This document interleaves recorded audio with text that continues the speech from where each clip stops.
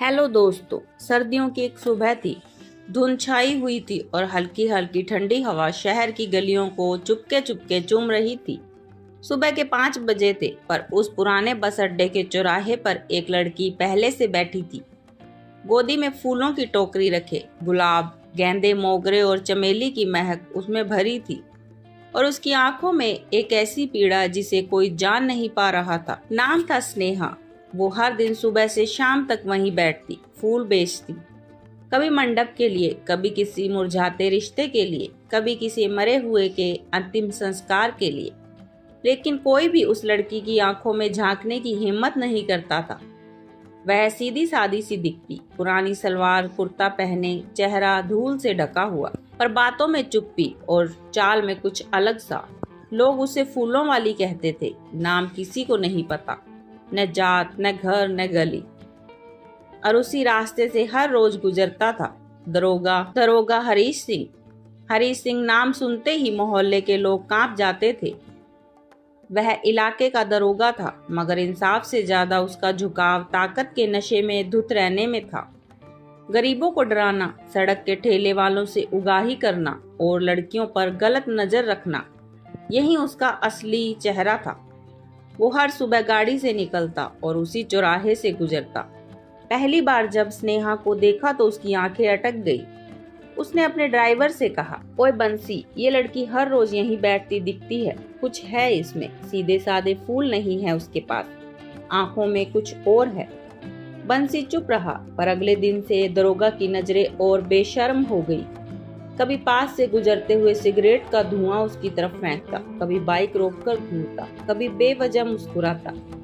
स्नेहा शांत रही, पर उसकी आंखों में एक ठहराव था, जैसे वो इस खेल का अंत जानती हो।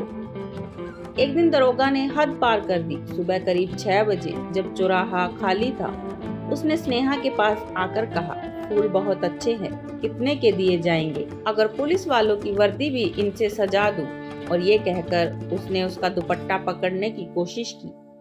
स्नेहा ने एक झटके में उसका हाथ झटक दिया। आंखों में अब आग थी। फूल बेचती हूँ, इज्जत नहीं, अपने लिए कोई और जगह ढूंढो। दरोगा के चेहरे पर थप्पड़ नहीं पड़ा था, लेकिन इतना करारा जवाब उसे बहुत समय बाद किसी लड़की से मिला था। उसने गाड़ी स्टार्ट की और जाते जाते कहा, बड़ी तेज हो, तुम्हारा हिसाब तो ऊपर से करूंगा। किसी को नहीं पता था स्नेहा असल में कौन थी, पर उसी रात जब वो अपने कमरे में लौटी, उसने एक लॉक की हुई अलमारी खोली। उसमें रखी थी एक आईपीएस ट्रेनी बैच, एक नकली पहचान कार्ड, एक डायरी और उसके अंदर फाइलें। दरअसल स्नेहा एक आईपीएस ट्रेनी थी, स्नेहा त्रिवेदी, जो महिला उत्पीड़न और पुलिस भ्रष्टाचार पर काम कर रही एक सीक्रेट इंटेलिजेंस यूनिट से जुड़ी थी। उसे चुना गया था इस मिशन के लिए, हरीश सिंह और उसके जैसे उन सभी पुलिस अधिकारियों की असलियत उजागर करने के लिए, जो वर्दी की आड़ में हैवानियत करते हैं। पिछले 3 महीने से वो वहीं चौराहा चुनकर बैठी थी, क्योंकि वहीं से रोज दरोगा निकलता था और हर दिन वो उसकी हरकतें रिकॉर्ड कर रही थी। उसने अपनी टोकरी में लगे गुप्त कैमरे से एक रात हरीश सिंह शराब के नशे में धुत था, अपने बंसी को लेकर सीधा स्नेहा के ठिकाने पर जा पहुंचा। दरवाजा तोड़कर अंदर घुसा। अब बहुत हुआ तेरा ड्रामा, देखता हूँ आज तेरी अकड़ कैसे बाहर निकालता हूँ। पर जैसे ही उसने कमरे में कदम रखा, स्नेहा ने अपने टेबल से एक फाइल उठाई और उसे फेंकते हुए कहा, एसीपी ऑफिस भेजने से पहले खुद पढ़ ले, ये तेरे पूरे पापों की लिस्ट है। दरोगा की आंखें फटी की फटी रह गई।